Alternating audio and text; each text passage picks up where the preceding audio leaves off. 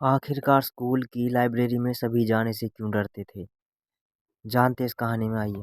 इस कहानी का टाइटल है खामोश धड़कनें और पुरानी लाइब्रेरी का राज। सेंट जेवियर्स हाई स्कूल की इमारत जितनी शानदार थी, उसकी पुरानी लाइब्रेरी उतनी ही डरावनी और रहस्यमयी थी। स्कूल में मशहूर था कि लाइब्रेरी के सेक्शन सी में जाना मना है, क्योंकि वहां से रात को अजीब अजीब आवाजें आती हैं। अब कराते हैं किरदारों का परिचय। आर्यन स्कूल का शांत और होनहार छात्र था, जिसे पुरानी चीजें इकट्ठा करने का शौक था। मीरा एक नई छात्रा जो निडर है और रहस्य सुलझाने में माहिर।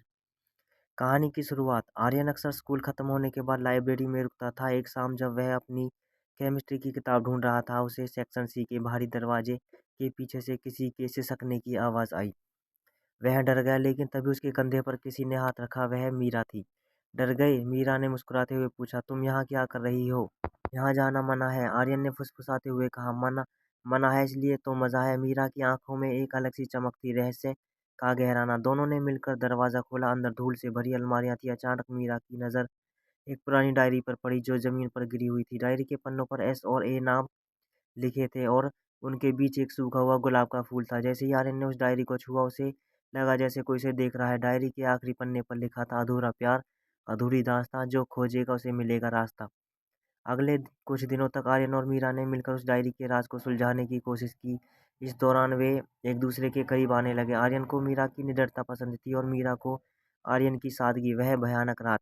एक रात दोनों छुपकर स्कूल की लाइब्रेरी में रुके। डायरी के संकेतों के अनुसार उन्हें लाइब्रेरी की सबसे ऊंची अलमारी के पीछे गुप्त दरवाजा मिला। वह दरवाजा एक छोटे से कमरे में खुलता था, जहां साल 1990 की कुछ तस्वीरें और पुराने लव लेटर्स रखे थे। तभी लाइब्रेरी का मुख्य दरवाजा जोर से बंद हुआ। हवाएं तेज चलने लगी और मोमबत्तियां बुझ गई। मीरा घबराकर आर्यन का हाथ थाम लिया। पहली बार आर्यन ने महसूस किया कि उसकी धड़कनें मीरा के लिए कितनी तेज हैं। घबराओ मत मीरा, मैं तुम्हारे साथ हूँ। आर्यन ने उसका हाथ कसकर पकड़ लिया।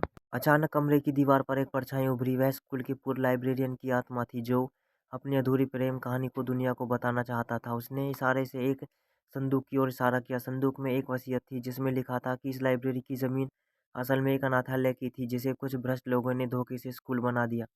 अंत और नया आगाज। अगली सुबह आर्यन और मीरा ने वह वसीयत स्कूल के प्रिंसिपल को सौंप दी। प्रिंसिपल हैरान रह गए, और उन्होंने सच्चाई को स्वीकार किया। स्कूल ने उस अनाथालय के नाम पर एक ट्रस्ट बनाया। इस तरह से कि आर्यन और मीरा को हमेशा के लिए कर दिया। सेक्शन सी अब डरावना नहीं था, बल्कि वहाँ अब एक नया आर्यन मीरा स्टडी कॉर्नर बन गया था। स्कूल की गलियारों में अब उनके प्यार और वो सुलझे हुए रहस्य की कहानियां सुनाई देती है। मीरा ने एक लाइब्रेरी में एक ही आर्यन के कान में कहा, कभी कभी सबसे बड़े रहस्य हमारे सबसे खूबसूरत सच में मिला देते हैं। आर्यन ने मुस्कुराते हुए उसका हाथ थाम लिया, और इस बार सिसकियां नहीं, बल्कि प्यार की धड़कनें गूंज रही थी। कहानी यहीं पर समाप्त होती है। आपको हमारी ये कहानी कैसी लगी, हमें कमेंट करके ज़रूर बताएं।